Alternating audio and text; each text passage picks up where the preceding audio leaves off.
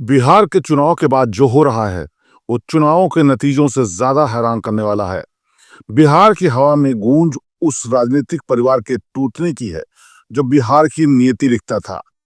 ये केवल खबर नहीं है, ये कोई ड्रामा भी नहीं है, बल्कि उस दरबार का हाल है जिसमें सत्ता की हार के बाद रिश्तों की हार हो गई है। हाँ दोस्तों, मैं बात कर रहा हूँ लालू परिवार की। अभी बिहार की चुनावी धूल बैठी भी नहीं थी, जनता ने अपना फैसला सुनाया ही था। एनडीए की प्रचंड जीत और नीतीश कुमार की 10वीं ताजपोशी की तैयारी शुरू हुई ही थी कि पटना की उस कोठी के अंदर महाभारत शुरू हो गई। वो कोठी जो एक समय पर लालू प्रसाद यादव की शक्ति का केंद्र थी, आज वो टूटे हुए ख्वाबों का मलबा बन गई है। याद है आपको, वो परिवार जिसकी एकता की मिसाल दी जाती थी, जिसमें एक बेटी ने अपने पिता को किडनी दी, एक भाई ने संगठन संभाला, सब साथ थे ताकि बिहार की गद्दी पर राजद का झंडा फिर से लहराने लगे। लेकिन जैसे ही हार हुई, जैसे ही उम्मीदों का महल ढहा, अंदर के दुश्मन बाहर निकल आए। पर्दे के पीछे जो चल रहा था वो सबके सामने आ गया। एक तरफ है तेजस्वी यादव, वो युवा चेहरा जिस पर करोड़ों लोगों ने भरोसा किया, और दूसरी तरफ वहीं खड़ी है एक बहन, रोहिणी आचार्य। यही रोहिणी जिसने बिना किसी शर्त के अपने पिता को जीवन दिया, वो ही आज विद्रोह का झंडा थामे खड़ी हैं। रोहिणी सीधे सीधे कहती हैं, मेरा अब कोई परिवार नहीं, मुझे परिवार से बाहर कर दिया गया है।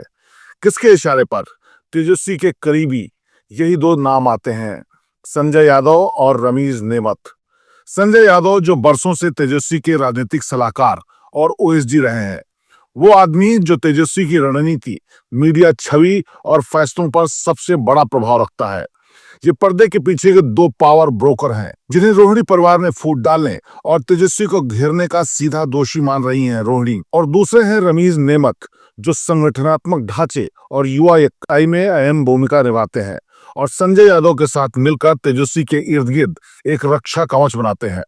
रोहिणी का दर्द बताता है कि इन चापलूस सलाहकारों के इशारे पर आज उस घर में जहां रिश्तों की नींव थी, चप्पल उठाने तक की बात सामने आई है। क्या इस हार की जिम्मेदारी केवल तेजस्वी की है? नहीं, रोहिणी का दर्द बताता है कि हार की समीक्षा नहीं हुई, बल्कि बलि का बकरा तलाशा गया। और बनाया किसे गया? उस बेटी को जिसने अपनी देह का हिस्सा दान कर दिया। क्या राजनीति इतनी कृतघ्न हो सकती है?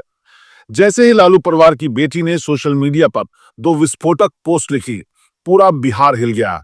जेडीयू के प्रवक्ता नीरज कुमार ने सीधे सीधे लालू यादव को घेरा। लालू जी, आप चुप क्यों हैं? आप आज महाभारत के धृतराष्ट्र बन रहे हैं। आपकी आंखों के सामने आपकी बेटी को घर से निकाला जा रहा है। ये केवल जुबानी जंग नहीं, ये लालू यादव की उस मजबूरी पर सबसे तीखा वार है जिसमें वो न तो बेटे को रोक पा रहे हैं और न बेटी को समझा पा रहे हैं। आज तेज प्रताप यादव भी बाहर आ गए हैं, सुदर्शन चक्र चलाने की बात हो रही है। जरा सोचिए, एक परिवार, एक पार्टी, चार टुकड़े हो गए। हाँ, तेज प्रताप ने रोहिणी को मनाने और पार्टी में ओहदा देने की बात कही है, पर परिवार की एकजुटता कहाँ गई? लालू आज भी चुप है। दोस्तों, राजद की ताकत थी लालू का नाम और परिवार की एकजुटता, आज दोनों पर सवालिया निशान लग गया है। अगर नेता अपने घर के अंदर विश्वास जीत नहीं पा रहा, तो वो बिहार की जनता का विश्वास कैसे जीतेगा? तेजस्वी की हार, रोहिणी का विद्रोह, चप्पल से पिटाई के आरोप, ये सब महज ट्रेंडिंग टॉपिक नहीं है। ये उस परिवारवाद की अंतिम चीख है जिसने बिहार की राजनीति को दशकों तक अपनी मुट्ठी में रखा। लालू यादव, आज आपके दरबार में न्याय और अन्याय का भीषण युद्ध चल रहा है। बिहार जानना चाहता है कि आप सचमुच धृतराष्ट्र बनकर अपने वंश के सर्वनाश का इंतजार करेंगे?